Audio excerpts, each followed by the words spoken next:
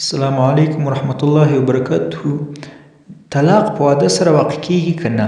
دا د یو مسلمان ورور او البته د یو سپین ږیري مسلمان ورور پوښتنه ده. مثلا یو څوک خپلې ښځې ته واده ورکوي چې زه تا ته طلاق درکومه، خو طلاق نه ورکوي، نو آیا په دې صورت کې طلاق واقع کیږي که نه؟ مسلمانانو که چیرې یو سړی عنین یا نامرده وي د دې ورور د پوښتنې په ځواب کې، هغه څوک چې هغه نامرده او عنین وي او خپلې ښځې ته دا وعده ورکوي چې زه تا ته طلاق درکوم، خو دی ځان یوې او بلې خواته کوي، یعنې ښځې ته طلاق نه ورکوي، نو دلته طلاق نه واقع کیږي، ځکه چې تر اوسه پورې د خاوند څخه د طلاق الفاظ تر خوله نه دي راوتلي، او الفاظ چې تر خوله ونه وځي طلاق نه واقع کیږي.